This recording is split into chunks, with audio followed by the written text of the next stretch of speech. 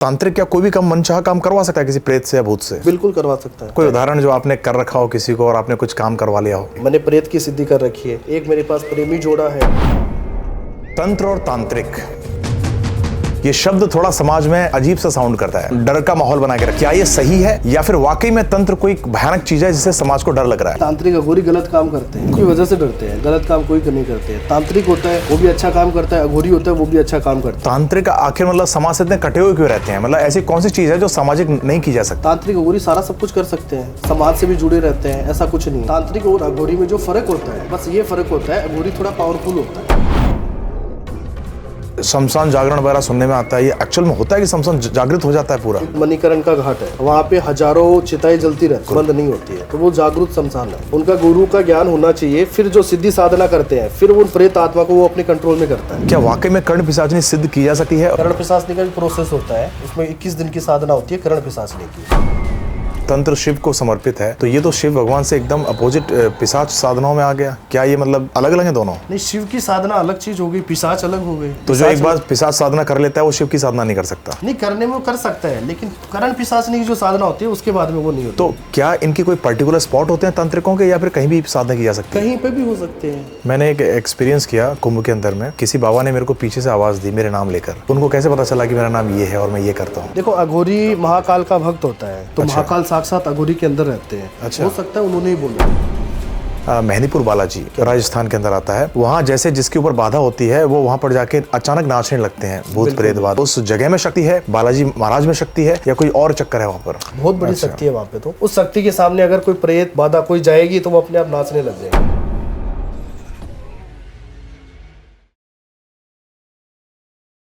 तांत्रिक, जिसका नाम सुनते ही समाज में अजीब सा माहौल बनने लगता है।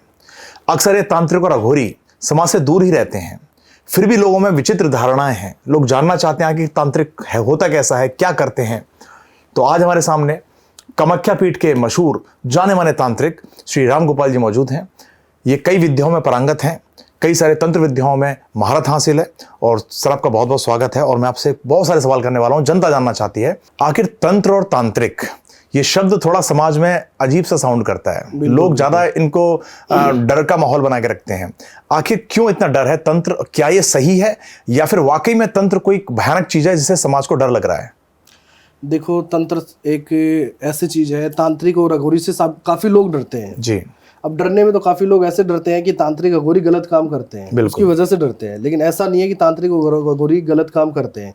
गलत काम कोई नहीं करते हैं। तांत्रिक होता है वो भी अच्छा काम करता है, अघोरी होता है वो भी अच्छा काम करता है। लेकिन कोई इंसान, जैसे कोई क्लाइंट हमारे पास ऐसे आते हैं कि गुरुजी हमने अघोरी से काम करवाया था, उन्होंने जो चीज पहले ऐसे नहीं थी और अब उसने ऐसी चीज कर दी है कि जिससे हमारे अंदर ऐसी एंटिटी होनी शुरू हो गई है जिसकी वजह से हमें वो इंसान गलत लगने लग गया है।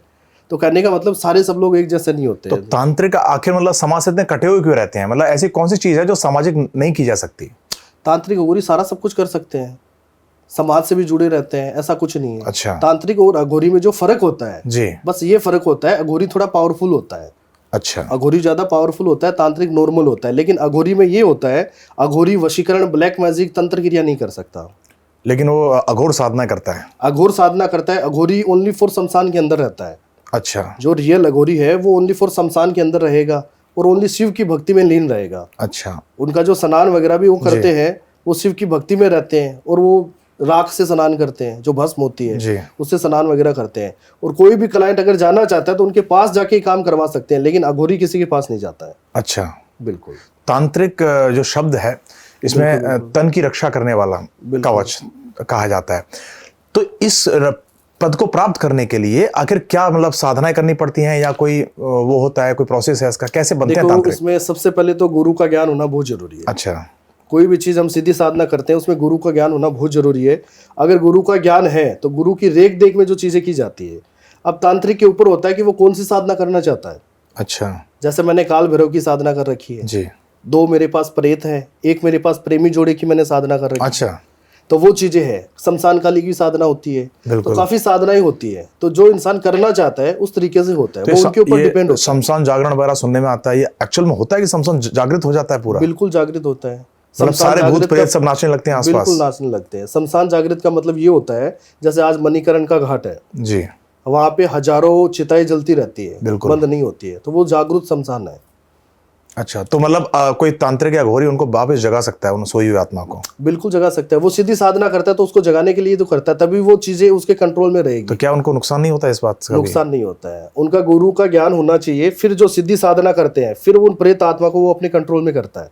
अच्छा, कोई फिर उनसे वो काम करवाता है। नहीं, वही पूछने जा रहा हूँ, तांत्रिक क्या कोई भी काम मनचाहा काम करवा सकता है किसी प्रेत से या भूत से? बिल्कुल करवा सकता है, और वो कर देगा? बिल्कुल करेगा। उसको भोग चाहिए, वचनों में लिया जाता है। अच्छा, ऐसे नहीं करता है।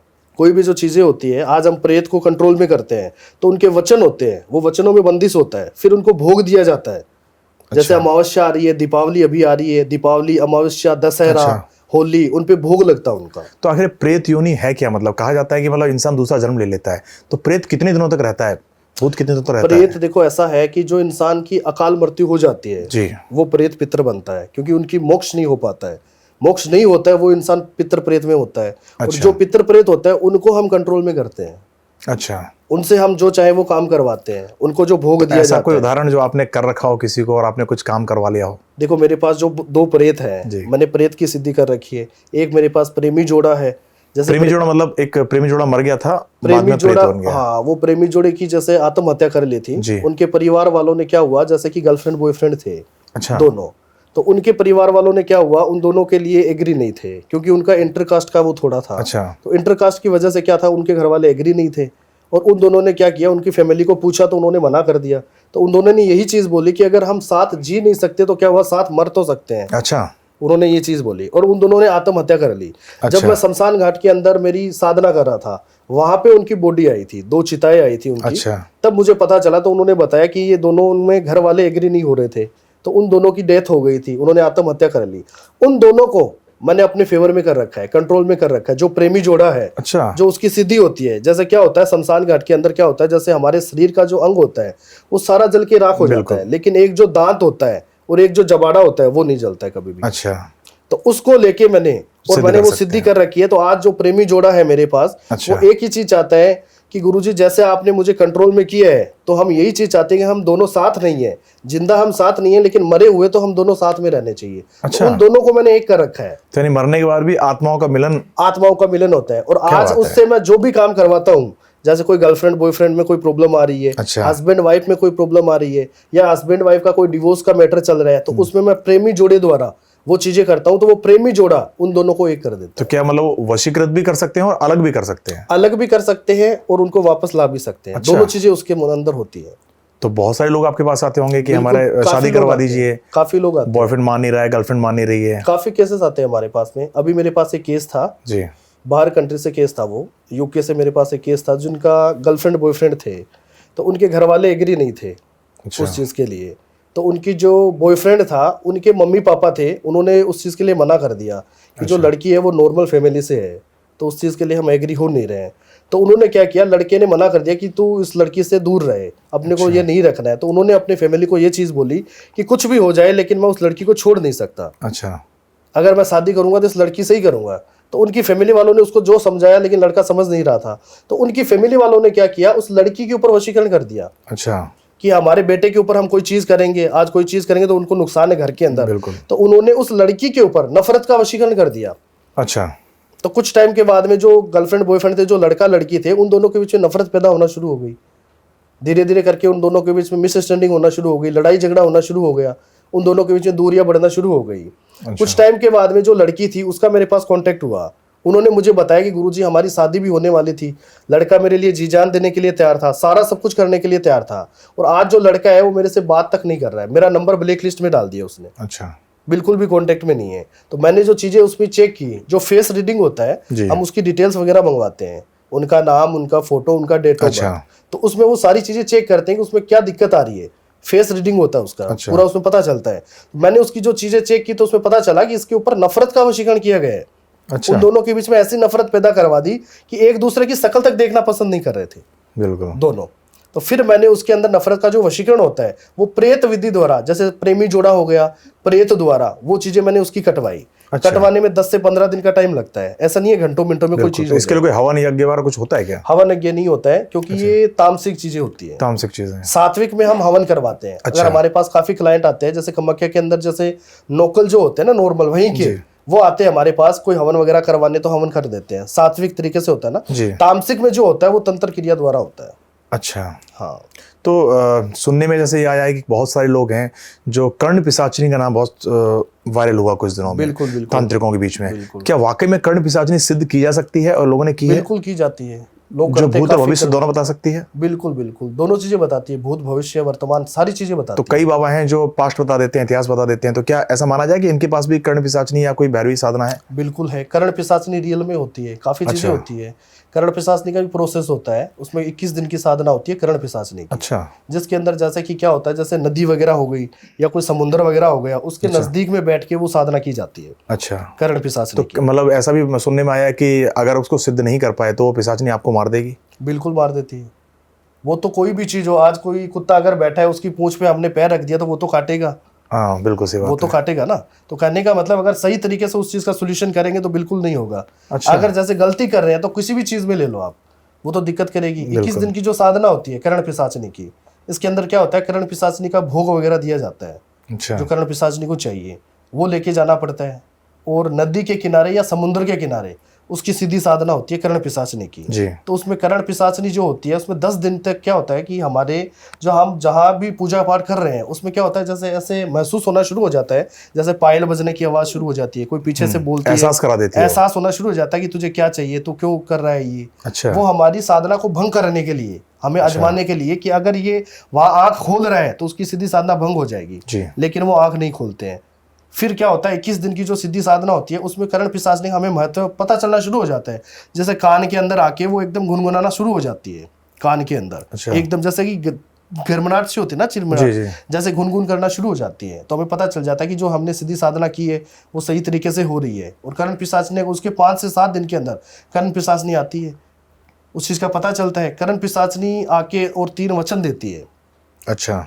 कि मुझे वचनों में अगर तू रख रहा है, अगर तूने सीधी साधना की है तो तू वचनों में लेना चाहता है तो ही मैं तेरे साथ रहूंगी, वरना नहीं रहूंगी। अच्छा। उसके वचन होते हैं, जैसे कि एक तो पत्नी के रूप में होता है, एक बहन के रूप में होता है, एक माँ के रूप में होता किस रूप में पाना चाहते हो? है। उसको पत्नी के रूप में पाया जाता है। अच्छा। कहने का मतलब ये है, जो भी कर्ण पिशाचिनी की साधना करेगा उसको पत्नी के रूप में लिया जाता है। तो वो एक ही चीज बोलती है, जहाँ पे आप रहते हो वहां पे पूजा पाठ नहीं होनी चाहिए। अच्छा, क्योंकि पिशाच साधना है वो। पिशाच साधना है, घर के अंदर कोई भी पूजा पाठ का व्यक्ति नहीं होना चाहिए। अच्छा। एक जो आप मुझे पत्नी के रूप में स्वीकार कर रहे हो तो कोई आप अपनी पत्नी के साथ संभोग नहीं कर सकते हो, मतलब मेरे अलावा किसी और के साथ नहीं जा सकते? किसी के साथ। अच्छा। किसी के साथ संभोग वगैरह नहीं कर सकते हो। और जो मेरी बातें है वो किसी दूसरे को बता नहीं सकते हो कि मैंने ये चीज कर रखी है। अच्छा। तो ये उसके 3 वचन होते हैं। 3 वचनों में अगर वो रहता है तो वो इंसान जो चाहे वो कुछ कर सकता है। तो कहीं ना कहीं ऐसा लगता है कि जैसे तंत्र शिव को समर्पित है, तो ये तो शिव भगवान से एकदम अपोजिट पिशाच साधनाओं में आ गया। क्या ये मतलब अलग अलग है दोनों? नहीं, शिव की साधना अलग चीज हो गई, पिशाच अलग हो गई। अच्छा, तो जो एक बार पिशाच साधना कर लेता है वो शिव की साधना नहीं कर सकता? नहीं, करने में वो कर सकता है, लेकिन कर्ण पिशाचिनी की जो साधना होती है उसके बाद में वो नहीं होता है। अच्छा, क्योंकि वो भगवान को तो मना कर रही है, उसका खुद ही वही रहता है कि जहाँ पे वो रह रही है, सीधी साधना जो कर रहा है वहां पे कोई फोटो भी नहीं होनी चाहिए घर के अंदर। अच्छा। अगर हो रही है तो वो वहां पे रखेगी नहीं। क्या बात है। बहुत सारे ऐसे सुनने में आए केसेस कि कई लोगों के जमीन के नीचे धन गड़ा होता है। बिल्कुल। पहले के लोग चूल्हे के नीचे या चारपाई के नीचे धन गाड़ गड्ढा देते धन थे। होता है ना। बिल्कुल। तो कई ताले तांत्रिक आए जिन्होंने मंत्रों द्वारा सिद्ध करके उसको, क्योंकि ऐसा कहा जाता है कि माया सरकती है, यहाँ से मूव करती है और उसको खोदना मृत्यु को आमंत्रित करना होता है। बिल्कुल। तो तांत्रिक क्या विधि होती है जिसको निकाला जा सकता है? गड़े धन को निकाला कैसे जा सकता है? तांत्रिक क्या करते हैं, उसको उस जगह को रोक देते हैं, उस जगह को जमीन का जो जमीन में जहाँ पे गड़ा धन होता है ना जी, उस पे प्रेत बिठा देते हैं। प्रेत बिठा के उसको फिर वो खोदते हैं। ऐसा नहीं खोद सकते हैं। गड़ा धन का भी काफी चीजें ऐसी होती है। बहुत सारे जगह सांप निकलते हैं। सांप का ही बता रहा हूँ, बड़े सांप निकलते बेटे की मृत्यु मांगी जाती है सपने में, सुनने में आया। वो वहां पे क्या होता है, जो जमीन होती है ना वहां पे प्रेत को बिठाया जाता है, फिर उसको वो देखा जाता है, फिर उसको खोदा जाता है जिसमें सांप ना निकले। फिर वो जो चीजें होती है गड़ा धन निकालने के बाद में वहां पे एक बलि लगती है। अच्छा। जो तांत्रिक करेगा वो प्रेत वहां पे करवाएगा काम, उस प्रेत को भोग देना पड़ेगा वहां पे। तो बलि क्या अपने किसी पुत्र की मांगी जाती है? ऐसा सुनने में आया है मेरे को। नहीं, किसी की बलि दे सकते हैं आप? मुर्गे की हुई, बकरे की हुई, वो बलि देते हैं। अच्छा, क्योंकि महाराष्ट्र में केस हुआ था उसमें बच्चे की बलि दी गई थी। नहीं, काफी मीडिया में हाईलाइट रहा मामला। बिल्कुल नहीं, ऐसा नहीं होता है। अच्छा, एक चीज और पूछना चाहता हूँ, जैसे कि तांत्रिक होते हैं, जितना वशीकरण करवाते हैं, उच्चाटन करवाते हैं, मोक्ष के द्वार भी खोलते हैं, कहीं ना कहीं मैंने ये भी सुना कि मूठ करनी जो मारण क्रिया है उसमें तांत्रिक बहुत माहिर होते हैं। पहले के जमाने में सुना जाता था कि हांडी आती थी, वो किसी घर में गिर जाती थी, घर जल जाता था। क्या ये सच में ऐसा होता था? बिल्कुल रियल में होता है। ये जो मूठ करनी होती है ये तांत्रिक ही कर सकता है, तांत्रिक के अलावा कोई कर ही नहीं सकता। अच्छा। मूठ करनी जो होती है ये एक कुल्हड़ होता है हांडी के अंदर क्या होता है, जैसे मांस का टुकड़ा होता है, मांस का टुकड़ा उसमें डाला जाता है, अंडे वगैरह होते हैं और शराब वगैरह दी जाती है, और जिस इंसान के ऊपर मूठ करनी छोड़नी है उसकी फोटो होती है। अच्छा। फिर ये शमशान घाट के अंदर होता है अमावस्या के दिन। अच्छा। जैसे अभी दिवाली आएगी, दिवाली की जो अमावस्या होती है वो सबसे बड़ी अमावस्या होती है। वो काल की रात्रि होती है, जैसे कि नरक चतुर्दशी होती है, जिस दिन काली ने असुरों का विनाश कर जब कैलाश पर्वत पर वापस लौट रही थी काली, तो उस दिन नरक चतुर्दशी भी होती है और दीपावली भी मनाई जाती है। उस दिन अमावस्या होती है, अमावस्या को वो चीज़ें छोड़ी जाती है जो मूठ करनी होती है। वो इस इंसान की जो फोटो वगैरह होती है उसका टाइम होता है 40 दिन का, 45 दिन का, वो उसमें डाल के उसका मंत्रों का उच्चारण होता है। फिर उसमें प्रेत बैठा जाता है, प्रेत के द्वारा वो इंसान कहीं पे भी बैठा है, अगर वो इंडिया में है या बाहर कंट्री में भी है, कहीं पे भी हो, वो सीधा उसके ऊपर जाके अटैक करती है। तो क्या मूठ करने का कोई काट भी हो सकती है कोई? बिल्कुल, उसकी काट नहीं होती है, उसकी दिशा चेंज होती है, कहीं और चली जाती है, वो दिशा चेंज की जाती है, कटती नहीं है। तो एक बार जो तीर हाथों से निकल जाता है वो वापस नहीं होता है। अच्छा। वो चीजें होती तो कई सारी मूठ ऐसी होती हैं जो कि पुतला बना के उस पर चुभोया जाता है, अंग काटे जाते हैं। वो मूठ करनी नहीं होती है, वो ब्लैक मैजिक का हिस्सा होता है। अच्छा। ब्लैक मैजिक का आपने देखा होगा, अभी पीछे एक रील वायरल हो रही थी जिसके अंदर मैच के अंदर एक 15 नंबर का खिलाड़ी था, जो एक लेडीज बैठी थी वहां पे देखने के लिए आई हुई थी, उसने गुड्डू डोल ले रखा था और गुड्डू डोल के अंदर उसने सुई चुभो रही थी और वहां पे एक 15 नंबर का खिलाड़ी अचानक से गिर गया वहां पे। अच्छा। तो ये ब्लैक मैजिक का होता है, गुड्डू डोल के अंदर वो चीजें की जाती है, वो ब्लैक मैजिक होता है। तो ये आम समाज में ये सब देखने को मिलता है आज भी? देखो ऐसा है कि होने में सारी चीजें होती है, मानने वाला होना चाहिए। अब काफी लोग नहीं मानते उस चीज को, उसका तो कुछ नहीं कर सकते। मानो तो गंगा माँ है, न मानो तो बहता पानी, तो बस वही चीजें। तो ये तंत्र क्रियाएं जितने समाज में जो लोग नहीं मानते हैं उन पे कोई आंच नहीं आती, उन पे लोग ज्यादा विश्वास नहीं करते, तो उन पर कुछ आपत्ति भी नहीं होती। पर माना यह जाता है जो लोग जितना विश्वास करते हैं भगवान पे, प्रेतों पे, उनको उतने परेशानी का सामना करना पड़ता है। ऐसा क्यों? वो ऐसे होता है, देखो भगवान लेते हैं परीक्षा। आजकल का क्या कल्चर है, जितना भी जो लोग पूजा पाठ कर रहे हैं वो ज्यादा दुख पा रहे हैं। अच्छा। हाँ, बिल्कुल। जितने भी पूजा पाठ करते हैं ना लोग हमारे पास काफी क्लाइंट आते हैं, गुरुजी मैं 2-2 घंटे पूजा पाठ करता हूँ लेकिन मेरा बिजनेस नहीं चल रहा है। और लोग मेरे पास में जो शॉप है वो पूजा पाठ भी नहीं करते और अच्छा उनकी शॉप चलती है, ग्राहक भी काफी आते हैं। सी बात है। तो कहने का मतलब वो है कि जिनके कर्म में जो चीजें लिखी है वो तो ऊपर वाला लिख के देता है, वो चीजें है।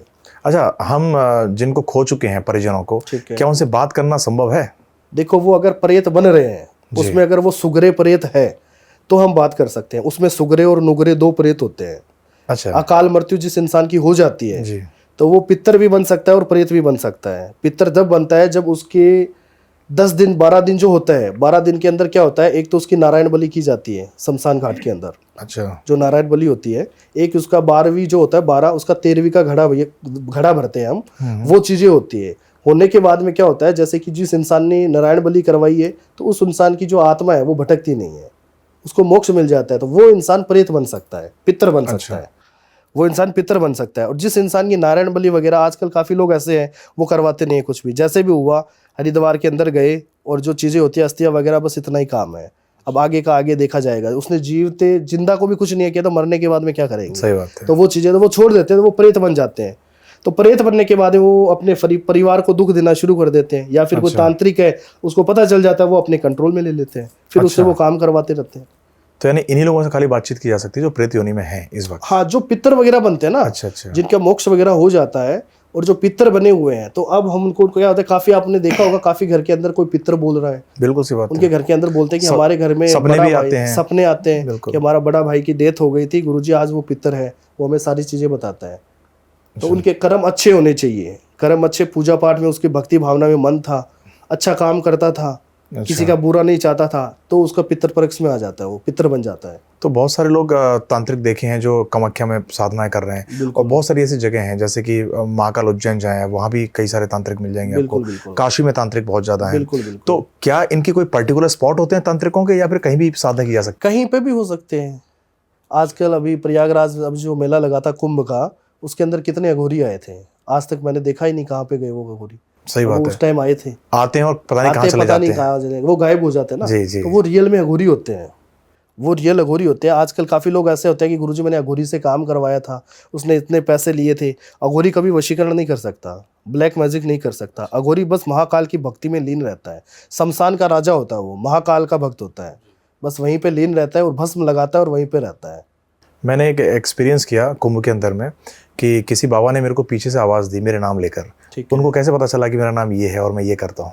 अघोरी ने, पता नहीं, अब तांत्रिक थे, अघोरी थे, लेकिन वो देखो अघोरी कम कपड़े पहने महाकाल हुए का थे। भक्त होता है, तो अच्छा। महाकाल साक्षात अघोरी के अंदर रहते हैं। अच्छा। हो सकता है उन्होंने ही बोला है, और वो नॉर्मल तांत्रिक अघोरी वो नहीं बता सकता। मतलब हमारा इतिहास, हमारा नाम सिर्फ अघोरी पता कर सकता है? अघोरी को सारी चीजें पता रहती है, क्योंकि महाकाल का भक्त है वो। अच्छा। अघोरी महाकाल का भक्त है। भस्म से वो स्नान करता है। चिंते अगर चिता वगैरह जल रही है तो वो एक टाइम अगर खाना भी नहीं खाता है तो जलती चिता में से बोटी निकाल के खा जाता है अच्छा। अघोरी। तो कहीं ना कहीं ऐसा होता है कि आपके जीवन में कोई ऐसा क्रिटिकल केस आ गया हो, यानी आपने साधना करने बैठे हो और आपके पास बहुत बड़ी विपत्ति आ गई हो, कोई ऐसा एक्सपीरियंस है अपने पास? देखो मेरे पास तो काफ़ी केसेस आते रहते हैं।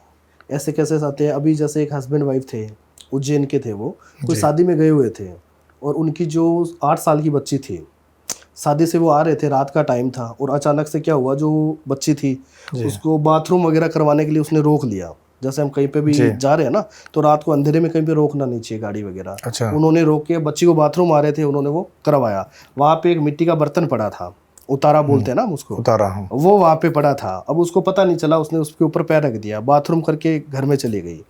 अब उस दिन के बाद में उस बच्ची को, 8 साल की बच्ची को पीरियड्स आना शुरू हो गए। अच्छा। 8 साल की बच्ची को पीरियड्स आना शुरू हो गए। उन्होंने हॉस्पिटल में चेक करवाया तो डॉक्टर ने बोला ये चीज़ संभव ही नहीं है, 8 साल की बच्ची को कभी पीरियड्स आ ही नहीं सकते।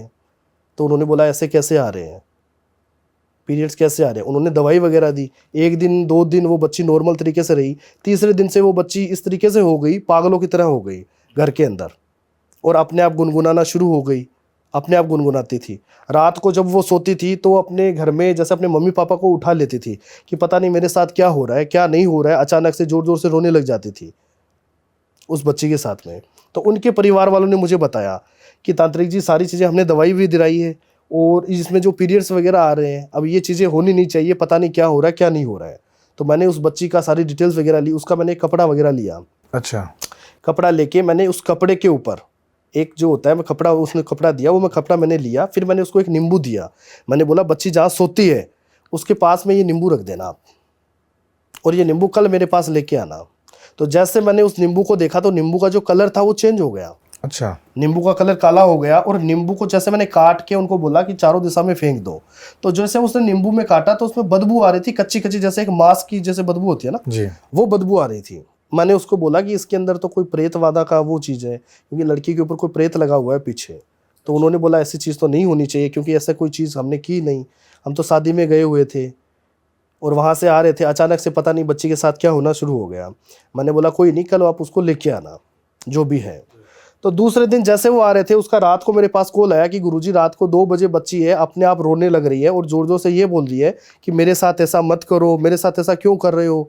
उसके साथ जैसे कि उसके ऊपर वजन सा आ रहा है, गिर रहा है। वो बोल रही है पापा पता नहीं क्या हो रहा है, मेरे साथ क्या नहीं हो रहा है। जोर जोर से रो रही थी जो बच्ची, जो जोर जोर से रो रही थी। फिर मैंने उसको दूसरे दिन वहाँ पे बुलाया, कामाख्या देवी के अंदर बुलाया उस बच्ची को। तो मैंने उसके नाम से एक हवन किया। हवन करके मैंने उसको बोला जो एक नारियल वगैरह होता है वो अपने सर से 7 बार घुमा के उस हवन कुंड के अंदर डाल दे जैसे हो। तो उस हवन कुंड के अंदर उसने डाला, 6 बार घुमाया, 7वीं बार जैसे उसने नारियल पकड़ा था वहीं पे ही उसके अंदर जो प्रेत था वो आ गया।